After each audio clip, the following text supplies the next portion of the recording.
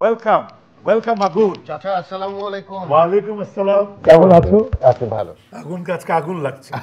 সালাম আলাইকুম। ওয়ালাইকুম আসসালাম। ভালো আছেন? জি, আলহামদুলিল্লাহ। ঠিক আছে, আজকে অনেক কথা হবে। জি স্যার। আমি সত্যি অপেক্ষা করছিলাম আগুন ঠান্ডা হয়ে যেন না। Thank you. আবারও দেখা হয়ে গেল, চেনা মুখ, দুঃখ সুখ। আজকে আমাদের মাঝে এসছে আগুন এবং তান্না, তার স্ত্রী। দুজনেই সেলিব্রিটি, দুজনেই চমৎকার মানুষ। আবারও অভিনন্দন দুজনকে। Thank you. আমি আগুন নিয়ে খেলবো, তবু মন নিয়ে খেলবো না। আমি কাটার আঘাত সইব, মনের আঘাত সইব না। বাহ, মানুষের জীবনে আমি বিশ্বাস করি, বিশেষ করে শিল্পীদের ভাগ্যটা খুব বেশি কাজে আসে, এটা আমার বিশ্বাস। দেখা যায় অনেক মানসম্পন্ন গুণী এবং গুণকে বহন করেও অনেকে মানুষের কাছে পৌঁছতে পারে। রাইট। আবার অনেকে আছে সব কিছুই আছে, তারপরও মানুষের হৃদয়ে এমনভাবে পৌঁছে যায় যা কিন্তু বলার বাইরে। যেমন আমাদের আগুন, ও কিন্তু আগুনের মতোই ফুলকি উড়িয়ে উড়িয়ে মানুষের হৃদয় ঘুরে বেড়াচ্ছে। একদম। এবং আমার বিশ্বাস আপনি নিজেও আগুনের আগুনের ফুলকিটা দেখেছেন। ওকে রাগানোও যেমন ঠিক না, আদর ভালোবাসা দিলেই আগুন কিন্তু আপনার জন্য একদম পানি করে দেবে সব কিছু। এখানে দুটো জিনিস আছে, আপনারা যদি একটু গ্রহণ করতেন। আমি দেখতে চাচ্ছি আপনাদের মাঝে কি আসে, আচ্ছা, পছন্দ করে নেবেন যে কোনো একটি, দুটো না, আচ্ছা। Any one. ওকে। কি উঠলো? সুখ। আরে বাবা, সুখ। তার মানে আমারটাও মনে হয় সুখ। হ্যাঁ, ওটাও সুখ। সুখ এই সাংস্কৃতিক জীবনে কেমন সুখ আর দুঃখ নিয়েই আমাদের এই লটারিটা, লটারি বলবো না, এটা ভাগ্যের একটি একটি দেখা কি আছে। সুখ উঠে এসছে, মানে আগুনের পিছে সুখ লেগেই আছে।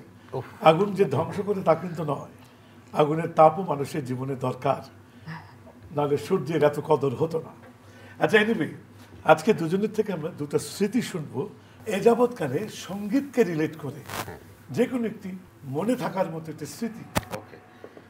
আমার তখন 18 বছর বয়স, এবং আমি মজার কথাটা বলছি, এটা আব্বা রিলেটেড। তখন ছিল জিনিসটা দুঃখের স্মৃতি, পরবর্তীতে হয়ে গেছে সুখের স্মৃতি। আমরা তখন ব্যান্ড নিয়ে, ব্যান্ড আমার নাম ছিল সাডেন, সেই ব্যান্ড নিয়ে শ্রুতি স্টুডিওতে রেকর্ডিং করব, প্রথম অ্যালবামের কাজ আমাদের। তো টোটাল অ্যালবামটা করতে আমাদের খরচ পড়বে 12,500 টাকা। আমরা 5জন মেম্বার, আমাদের তো অত টাকা পয়সাও নাই। তো 2,500 করে আমরা 5জন সব জমিয়েছি টাকা। এবং আমি খুব আশা নিয়ে আব্বাকে গিয়ে বললাম যে, আব্বা তোমার স্টুডিও বিল দিতে হবে। তো ম্যানেজারকে দিয়ে আব্বা বলিয়ে পাঠিয়েছে, ওকে বিলটা দিতে বলো। হ্যাঁ, বিলটা দিয়ে আমি খুব আপসেট হয়েছিলাম, যে খুব না, যে আব্বার স্টুডিও, মানে আমার স্টুডিও, ওখান থেকে আবার আব্বা বিল দিচ্ছে। পরবর্তীতে অ্যালবাম রেকর্ড হলো, সুপারহিট। তখন আব্বা আমাকে বললো যে, আগুন, তোর থেকে আমি বিলটা কেন নিয়েছিলাম জানিস? আমি বললাম, কেন আব্বা? যেন তুই বলতে পারিস যে নিজের টাকা দিয়ে বড় হয়েছিস, বাবার টাকা দিয়ে বড় হসনি। এটা আমার কাছে এখন মনে হয় যে একেই তো বলে খানাতা, একেই বলে খানাথা। তাই না? একজন অতি অতি অতি গুণী একজন মানুষ, আমার সঙ্গে যতবার দেখা হয়েছে ততবারই হেসে কথা এবং জিজ্ঞেস করতো, কিরে কেমন চলছে দিনকাল। ওনার মতো মানুষের একটি অ্যাপ্রিসিয়েশন পাওয়া বিরাট ব্যাপার। অবশ্যই। আচ্ছা, এবার আমরা কান্নার কাছে সুখের যাই। সময়টা শুনতে চাই, একটি স্মৃতি। ইট ইজ নট আগুন রিলেটেড, না, না, ইট ইজ আগুন- ইয়ার মিউজিক Okay. Career related. প্রথমে আসলে বলে নেব, একটা মেয়ের জন্য সবচেয়ে সুখের স্মৃতি এবং সবচেয়ে সুখের মোমেন্ট কিন্তু যখন সে মা হয়। এটা একটা প্রথমে আমি বলে নিচ্ছি। তো এটা সবচেয়ে বড় সুখ আমার, যেদিন আমি প্রথম মা হই। আর যদি নাচ রিলেটেড আমি বলি, আমার সবচেয়ে সুখের একটা স্মৃতি, আমার মা একজন নৃত্যশিল্পী, সেলিনা হক। তো তার সাথে আমি একটা চ্যানেলে, আমরা দুজন একসাথে একটা পরম্পরা, একটা অনুষ্ঠান ছিল প্রবাবলি, সেই অনুষ্ঠানে আমরা মা মেয়ে একসাথে নাচ করেছিলাম। আচ্ছা, হ্যাঁ, তো মা মেয়ে একসাথে, সেটা আমার জন্য আসলেই অনেক মধুর একটা স্মৃতি। আমার মায়ের সাথে প্রথম আমি, মানে একটা টেলিভিশনে আমি প্রথম পারফরমেন্স করি আমার মায়ের সাথে। তো সেটা আমার জন্য আসলে খুব স্মরণীয় এবং খুব মধুর স্মৃতি আপনি বলতে পারেন। আচ্ছা, ভাগ্যের আকাশে জি দুজন সেলিব্রিটি আজকে সংসারে জড়িত, খুঁটি নাটি ভালো মন্দ সব মিলিয়েই কিন্তু একটা সংসার। এই সঙ্গীত জগৎকে এবং নাচের এই সুন্দর জিনিসকে চলমান রাখতে একে অপরের সঙ্গে কখনো মিথ্যা কথা বলা হয়? না, আমরা ওভাবে প্রয়োজন বোধ করিনি, আর প্রয়োজন হয় নাই চাচা। আর আরও বড় একটা ব্যাপার হচ্ছে যে আমরা দুজনকে চিনি একেবারে ছোটকাল থেকে, একেবারেই। আমি তখন ক্লাস 7-এ পড়ি, ও 2-তে পড়ে। তো যেভাবে দুজনকে দেখে বুঝে বড় হওয়া, এখানে দুজনের থেকে লুকানোর তেমন কিছু আসলে নাই। লুকানোর কিছু নাই। না, ও আমাকে আসলে না বলতেই সবকিছু বোঝে। লুকানোর চেষ্টা করলেও মানে জিনিসটা লাভ হয় না। এটা তো বলবো যে অত্যন্ত ভাগ্যের। আগুন কি লুকানোর জিনিস আমাকে বলেন তো? ও তো আচ্ছা। ও তো এমন স্ট্রেট, তো ওকে তো আর ওর লুকানোর কিছু নাই আসলে, ওর সবকিছুই আচ্ছা ঠিক আছে, you are fan right, celebrity বেশি আগুনের ফ্যান নিশ্চয়ই। কেমন লাগে ওর গান খুব as a celebrity, not as a husband? Husband, as a husband আমি বলবো না, আমি তো আসলে ওর গানের প্রেমে পড়ে আসলে ওর সাথে বিয়ে হয়নি আমার। Right. হ্যাঁ, আমরা ছোটবেলা থেকে একজনকে চিনতাম, পরিচয় ওভাবেই। কিন্তু আমি বেসিক্যালি আমার বিয়ের পরে কিন্তু আমি অনেক আগুনের আগে গান শুনেছি, বিয়ের পরে বেশি ভালো করে শুনেছি, জেনেছি ওর বেশ ভালো ভালো গান। আর ওর ভয়েসটা বেসিক্যালি আমার কাছে ইউনিক ভয়েস লাগে।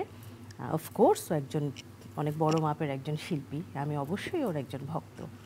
আচ্ছা আগুন, জি তুমি তো বরাবর আগুনের মতোই চলো, অনেক সময় থাকে না, যেহেতু ইউ আর সান অফ খানাতা, এটা কিন্তু আরেকটা ব্যাপার। জি, জি। ক্রিয়েটিভিটি মাইন্ড সবসময় কাজ করে।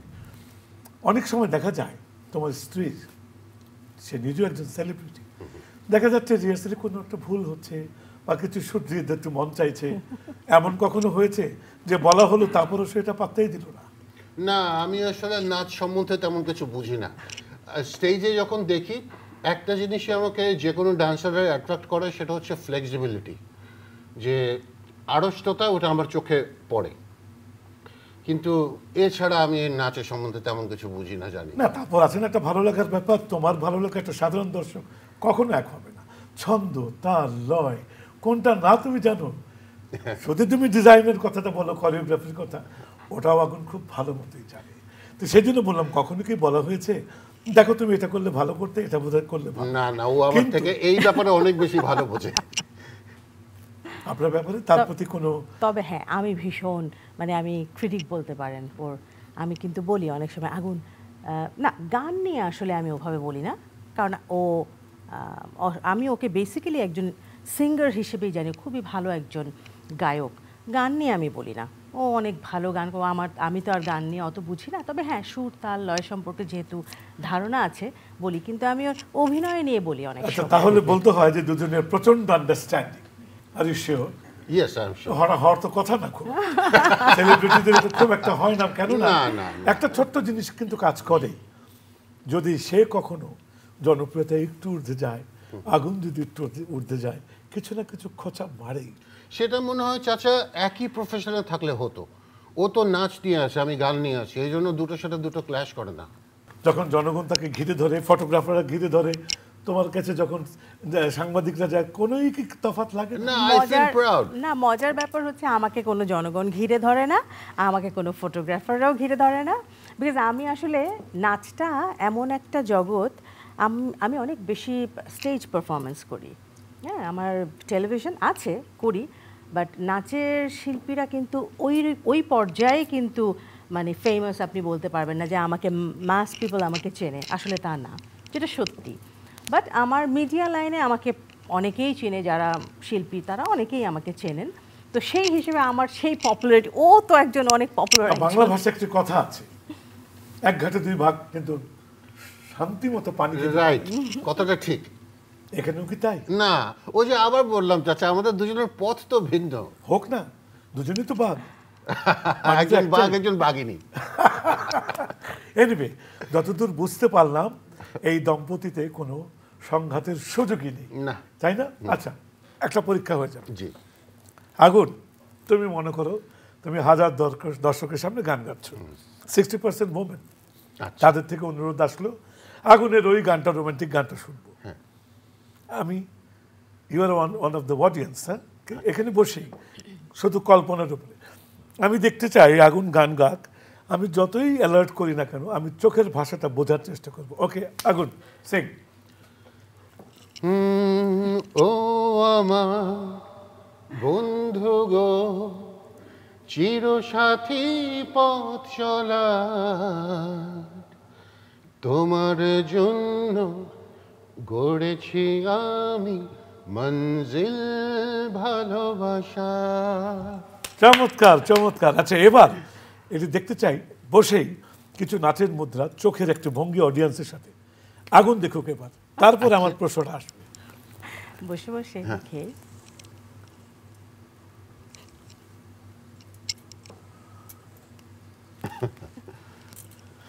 আচ্ছা, দুজনের অভিব্যক্তিতে আমার চোখে যা ধরা পড়ল, আমার কেন জানি মনে হলো আগুনকে তার স্ত্রী কিন্তু অনেক ভালোবাসে। আর উনি যখন চোখের দৃষ্টিটা মুদ্রার খাতিরে, নাচের খাতিরে যেটা দিচ্ছিল, আগুন শুধু হাসছিল। এটা দুটো কারণ হতে পারে। একটা হলো দেখি তুমি কত দূর যেতে পারো, আরেকটা হতে পারে না বউটা আমার ভালোই করে, তাই না? একটা ছোট তালি হয়ে যাক দুদিনের জন্য। আচ্ছা, অভিনয়, নাচে অভিনয়ের প্রভাবটা কতটুকু? ভীষণ, বেশ একটা বড় পার্ট নাচের সাথে অভিনয়ের, যার কারণেই ও যখন অভিনয় করতে যায় তখন আমি হয়তো বা একটু একটু বলি যে এভাবে না হলে ওভাবে করলে মনে হয় বেটার হতো বা কিছু। নাচের সাথে তো অভিনয়টা অফকোর্স রিলেটেড। গানের তো একটা প্রভাব থাকেই, তাই না? দুঃখের আমার প্রশ্ন হলো দুজনের কাছেই এই অভিনয়ের হয়ে যাওয়ার পরে পরবর্তীতে নিজের মনে জাগে আমি তো শুধু অভিনয় করলাম, এমন কিছু হয় না? এই অভিনয়ের কোনো যুক্তি থাকে বা কিছু, আর শুধুই মাত্র বিনোদনের জন্য অভিনয় করতে হয়, বিচ্ছেদেরও করতে হয়, এর কতটুকু কি মনে হয়? আমি জাস্ট একটা জি জি জি আমি গানের ব্যাপারটাই বলি। গানও তো একটা চরম অভিনয়ের ব্যাপার, একটা গলা দিয়ে অভিনয় করা, কথা দিয়ে অভিনয় করা। সেক্ষেত্রে আমি যথেষ্ট পারদর্শী, আমি নিজেকে নিজেই বলবো। কিন্তু একদম স্ক্রিন প্লেতে অভিনয় করাতে আমি একটু দুর্বল। কিন্তু কিছু কিছু কাজ আমার হয়েছে, যেটা যেরকম ঘেটুপুত্র কমলা, এই একটা সিনেমারই নাম বলি, যে এই একটা সিনেমা করে আমার সিনেমা করার কোটা পূরণ বলতে পারেন। আমি সুপার একটা ছবি হয়েছে, হুমায়ুন আহমেদের সাথে কাজ করার অভিজ্ঞতা সে তো মারাত্মক ব্যাপার। খানাদার সাথে কাজ করা, ও আমার জন্মভূমি তুই স্বাধীন হবি কবে, এই গানটা যখন গাইলাম আব্বার ছবিতে, ছবির নাম তো ভুলে গেলাম কি, এখনো অনেক রাত, হ্যাঁ সেই ছবিতে। তো এই দুজন মানুষকে আমি যখন পেয়েছি, আমার মানে অভিনয়ের আমি তৃপ্ত। গানে এখনো তৃপ্ত না, গানে আমি অতৃপ্ত, গানের অনেক বাকি এখনো। বাবাকে পেয়েছে? শ্বশুর হিসেবে পাইনি। শ্বশুর হিসেবে না, মানে আমার বিয়ের আগেই উনি, বিয়ের পরে তো পান না, আগে পেয়েছে? আগে দেখেছি ওনাকে। আমার বাবার কোলে করে স্কুলে ভর্তি হতে গেছিল ও। বাবাকে যতটুক দেখা হয়েছে, জি, আজকে উনি বেঁচে থাকলে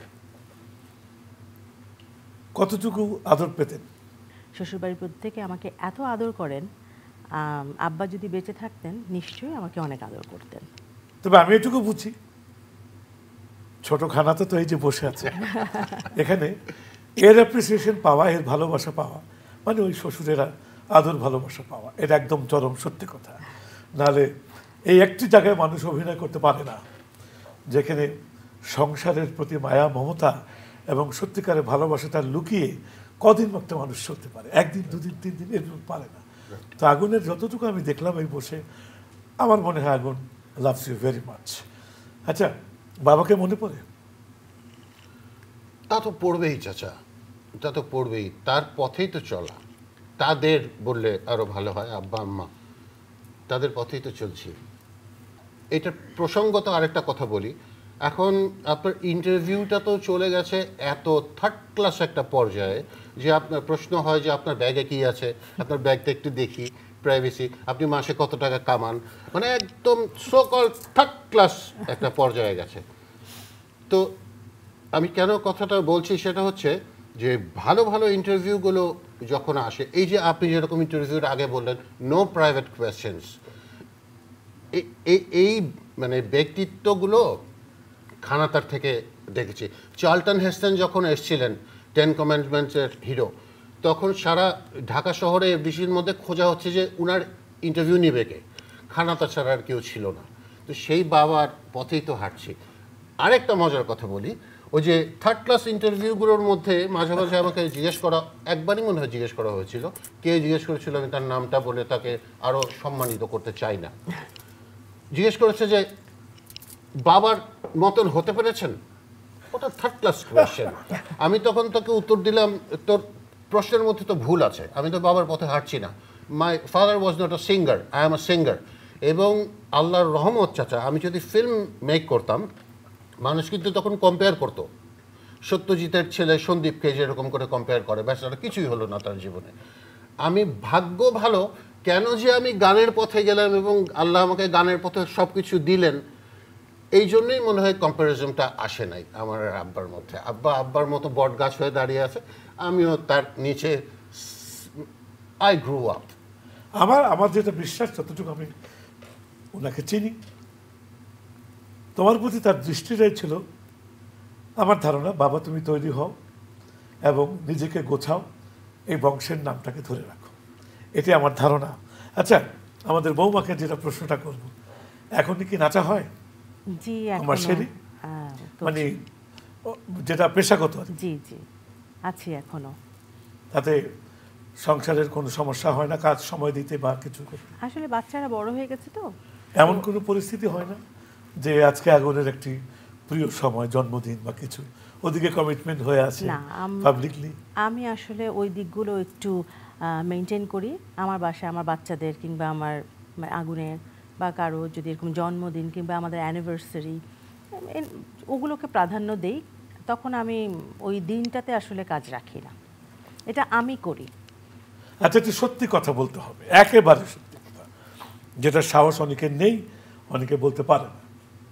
আগুনের জি, দিকে তাকিয়ে, not as a celebrity, celebrity তো সে আছেই জীবনে, এটা তার থেকে কখনো যাবেও না, কিন্তু তাকে কখনো স্বামী ভেবে যদি চিন্তা করা হয়, কেমন লাগে এই মানুষটাকে? আমি অনেকবার বলেছি যে লোকটাকে যদি ভালো না লাগতো তাহলে মনে হয় 27 বছর মনে হয় পার করতে পারতাম না। আগুনের কি কোনোই মনোকষ্ট দেওয়ার মতো গুণ হ্যাঁ নেই? হ্যাঁ, অনেক অনেক, সত্যি। সবকিছু হজম করে আজকে এইটুকু তো। হ্যাঁ, হজম আমিও, ও নিশ্চয়ই করেছে কোনো অনেক কিছু হজম, আমিও করেছি, দুজনে মিলে। আমি এটা একেবারেই মানে বিশ্বাস করি না যে একজন স্যাক্রিফাইস করে, বা বিয়ে মানে কিন্তু আমি মনে করি আন্ডারস্ট্যান্ডিং এবং স্যাক্রিফাইস করতেই হবে। এখানে দুই মানুষ, আমরা দুই মানুষ। স্বামী ও- আগুনকে বেশি ভালো লাগে না শিল্পী আগুনকে বেশি ভালো লাগে? আমি আগুনকে ভালোবাসি, আগুনকে পছন্দ করি। স্বামী হোক কি সিঙ্গার হোক, হোক না, আমি ডেফিনেট বলে দিয়েছি, আইদার স্বামী আগুন এবং গুণী শিল্পী আগুন, দুই সত্তা একটি বডির মধ্যে চলে এসছে, কোনটাকে বেশি ভালো? তাহলে আমি বলবো আমি স্বামী আগুনকে বেশি ভালোবাসি। শিল্পী আগুন। আগুন, আমি একটি প্রশ্নের সাথে সাথে কাউন্টার করে দিচ্ছি, জি, তার উত্তরটাকে অভিনয় মনে হলো না সত্যি মনে হলো? একটু অভিনয় মনে হয়েছে আসলে। আমার মনে হয় ও শিল্পী আগুনটাকে পছন্দ করাটাই বেটার। ব্যক্তি আগুনটা আসলে অতখানি রিলায়েবল না। না, কারণ আমি তো তোমাকে আগুন, তুমি শিল্পী, সেই ভেবে তো আমি তোমাকে বিয়ে করি। না, মানে শিল্পী আগুনের খুঁত ধরাটা একটু কঠিন, কিন্তু ব্যক্তি আগুনের খুঁত ধরাটা খুব সহজ। হ্যাঁ, কিন্তু এই জন্যই তো আমি আগুনকেই বললাম। হ্যাঁ, তাহলে তো বেঁচে গেলাম তো। আগুন কিন্তু অনেক কিছু সহজ করে দিল। আমি নিজে এবং আমি দর্শকদের সামনেও বলছি, দর্শকরা নিশ্চয়ই আগুনের প্রচণ্ড ভক্ত আপনারা, নাহলে এতক্ষণ বসে থাকতেন না। আপনারাও কি নিশ্চয়ই চাচ্ছেন আগুন একটু গান করুক? আগুন একটু গান শুনুন। স্মৃতির সেই পটে আজো পুরনো দিনের কথা, দু চোখ বেয়ে বলে তুমি তো কাছে নাই। চমৎকার চমৎকার, তোমার অভিব্যক্তিগুলো আসলে চমৎকার। আমি গাই আর যে এই গানটি পুরনো গান, কিন্তু তোমার কণ্ঠ, তোমার আবেগ সব কিছুই যেন খুবই জীবন্ত লাগে আমার কাছে। Thank you. You are a wonderful singer. কি আমি কি ঠিক বলিনি? অফকোর্স। আগুন, এই চমৎকার গলার মধ্যে আমি একটু গন্ধ খুঁজে পাচ্ছি। তোমার কণ্ঠটা, সুন্দর কণ্ঠটা আমাকে বলে দিচ্ছে তোমার সুন্দর একটি মন আছে। এটা রোমান্টিক হোক, মানুষের জন্য দরদ হোক, পিতা মাতার গুরুজনদের প্রতি শ্রদ্ধা হোক, স্ত্রীর প্রতি অগাধ ভালোবাসা বিশ্বাস হোক, এটি ছোট একটা উপন্যাসের মধ্যে থেকে ধার নিয়ে আমরা একটা উপন্যাস তৈরি করি। চল। রবীন্দ্রনাথ ঠাকুরের শেষের কবিতা। জি জি। লাবণ্যকে তুমি কিভাবে প্রথম দেখায় প্রপোজ করতে একটু দেখতে পারি? হ্যাঁ, প্রথম কথাই বলতাম তার না, তোকে তো আমি ছোটবেলা থেকে চিনি, রবীন্দ্রনাথের লাবণ্য টাবণ্য এগুলো ছাড়, তার না হয়ে আমার বুকের মধ্যে আয়। এটা তো ও দাবি করছে না, এটা তো উপন্যাসের মধ্যে একটা ছোট উপন্যাস, আমরা তো দেখতে চাই না। না চাচা, এই অভিনয় আমার দ্বারা হবে না। হবে ও না? আমার কাছে লাবণ্য না, ও আমার কাছে তার নাই। আচ্ছা, তার না দিয়ে বলো না, আমি ধরে নেই দর্শককে অনুরোধ করে তারা শেষের কবিতা চলে যাক, লাবণ্য কিন্তু এখন তার না। তার না আমার জীবনে আমার জেনে শুনে যে ভুলগুলো হয়েছে তার জন্য আমি তোমার কাছে ক্ষমা চাই। তুমি এই হৃদয় সমুদ্র থেকে কোনোদিন যেও না। চমৎকার, একেই না বলে স্বামী। এবার স্বীকার করতে বাধা নেই। একেবারেই না। দর্শকবৃন্দ, আমরা আজকে আগুনকে দেখলাম, তান্নাকে দেখলাম, চমৎকার একটি দম্পতি, এবং তাদের মধ্যে ভালোবাসার কমতি তো নেই, বরঞ্চ উপচে পড়া। আজকে আমরা আগুন এবং তান্নার সুখ দুঃখের গল্প শুনলাম, তাদের জীবনের, সাংস্কৃতিক জীবনের বহু খুনসুটি অনেক কিছু জানতে পারলাম। আমি আশা করি আপনাদেরও ভালো লেগেছে। আগুন এবং তান্নার জন্য দোয়া করবেন। আমাদের সবাইকে শুভেচ্ছা।